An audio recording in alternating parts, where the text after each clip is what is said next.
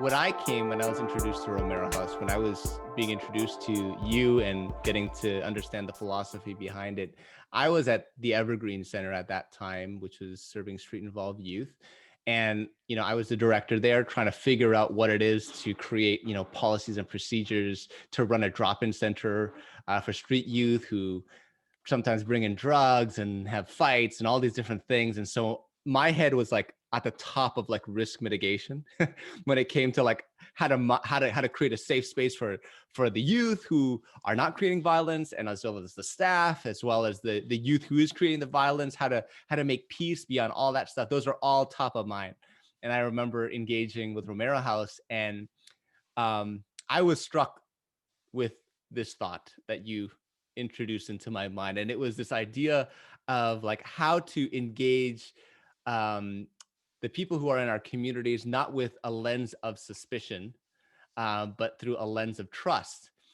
And I thought, theoretically, like, obviously, yeah. And then suddenly I go to my own context. And I'm like, oh my goodness, all of my practices, or all my like, not all of them, but some of them have a lot. These policies are driven out of this idea of, I have to see this person as a potential threat. And these are the procedures I'm going to take in order to reduce those threats in my space. And so, one of the values I'd love to hear more about is just that idea. Like, how did it come to be a place where in Romero House, you start off with the position of trust rather than suspicion? How does that work out? And how is that different that you say than from a lot of places that are, you could say, institutions that do the same work you do in many ways? hmm I mean, that's one of the founding principles Mm. of Romero House, and it goes back 30 years. Romero, this is our 30th anniversary, so we've Oh, been really? around. Oh, Yeah, wow. yeah, this year. So no big parties in COVID. Yeah, We've been that around for 30 sucks. years. Yeah, but Romero House was founded by Mary Jo Letty, and the story is a bit of a long story, but basically she ended up as the night manager at this house for refugees that is now one of our houses, and she ended up there just temporarily.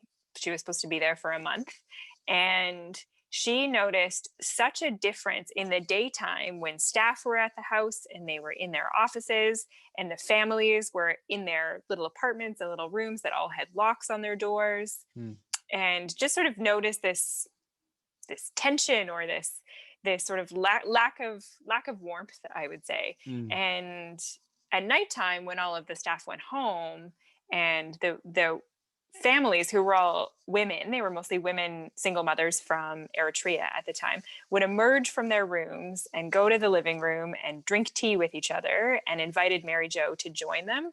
That it was being in that space, that open space of relationship, mm. that was so important. And there was something about the professionalism and the locked doors that like really inhibited that from happening. That sort of space of encounter where the actual important conversations Mm, happen and the mhm. important relationships are built. And so when Romero House started, sort of a few months after that experience of Mary Jo 30 years ago, that was one of the like non-negotiable founding principles, was within our houses there won't be locks on our doors. Mm, And because what that does is it sets this expectation that everyone is on the same page, that this is a place where we are choosing, like it's a choice, we are mm, choosing to trust each other and mhm. not to greet each other with suspicion. Yeah. Yeah, and it's particularly important. I think refugees are being met over and over and over by different people that they're encountering here, whether they're, Canada Border Services, or whether they're Ontario Works social workers, or even like legal aid call center people, where they have to prove that they're trustworthy, Yeah. and they're constantly met with suspicion. Like your whole refugee hearing is basically like answering question after question after question to prove that you're telling the truth, where someone Mhm, is trying to like discredit you. mhm. And so Romero House is choosing to be a place where we enter in with a spirit of trust. And what I've learned from Mary Jo over the years, she'll say over and over and over, is like people live up to their expectations. Yes. So if you tell them they're trustworthy, they become trustworthy. Like they act trustworthy. If you Mhm. live in a society where everyone's like, where you kind of have to cheat or to survive, like that's what you do. And that's, many people come to Canada from countries where corruption is the way of being. And so that then you enter into a space where trust is a way of being. And people, it's amazing how quickly people step into that.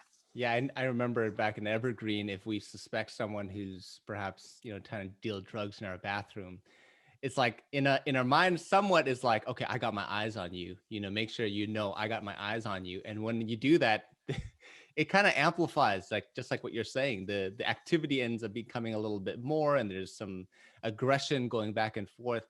And like I also, we Evergreen was beside an OW office, Ontario Works office, where they give checks, to people every month, and people who don't have addresses would come there to get that check. And when I went in one time, I noticed, like, yeah, when you go into this place, they have glass between the person handing out these checks and the people who are receiving them, and then there's a security guard at the front door. And just the process to get, there's a line outside the door. The process to get in there indicates, like, every step of the way that we are suspicious of you, and we are putting all these measures in place to ensure that that we are protecting ourselves. And maybe there was a precedence, like at some point someone jumped the table and tried to take the check when someone was refusing to give. I don't know what, but there must have been a precedence why that glass was put up there. But let me tell you, in their mind, they're probably thinking, like, this feels like jail, like, because this is how I communicate to people over jail, is this screen. By the way, everything's screened now because it's COVID, but Yeah. it's the norm now. Different. If you don't, Yeah. it's different. But I remember thinking, like, yeah, that really, I think there's something that happens to the behavior of people when they are approached that way. But it feels like it's just normal to do so now, to create this either physical or, philosophical or value-based screens, what I'm saying, that communicate that to people. It's like, of course we have that. We need to be, in order here. Let's not be irresponsible. Let's ensure we have that. And so, like, I think there's something to that. And I don't know if you've felt like the difference in your community as a result of that.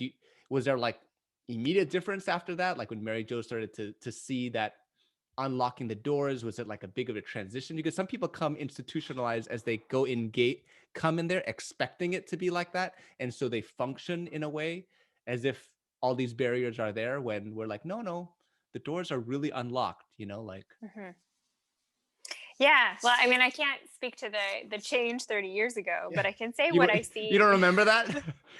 I say what I can see happening now, which, like, my picture of Romero House, I mean, not that everything is perfect all the time, but in our houses, there's an environment of like communal care that happens, when it's a sense of like, we don't just live in a building where this is my apartment and this is your apartment and this is your apartment. We live in a space that we share and we care for commonly, and we welcome each other into each other's spaces. And there's kids in most of our houses. So when you have open doors, you have kids like running through those doors and into each other's spaces. And it creates an environment that is conducive to that. And children often sort of bring people together. But I think it also creates a space where the different families living in our houses, who there might be 2 or 3 families in one house from different countries, speaking different languages, with different religions, but there's a sense of like mutual care for each other.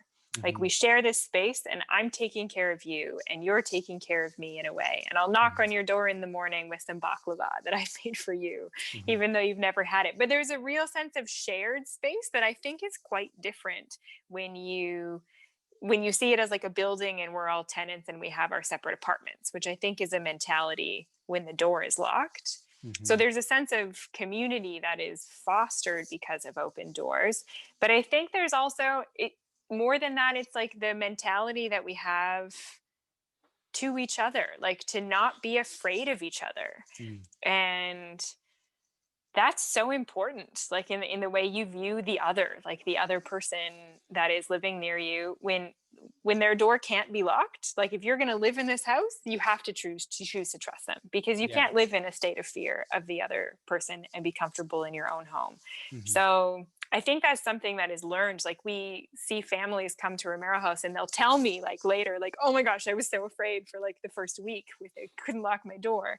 And then as they get to know the people they live with, like that fear subsides and those become some of the most trusted people in their lives.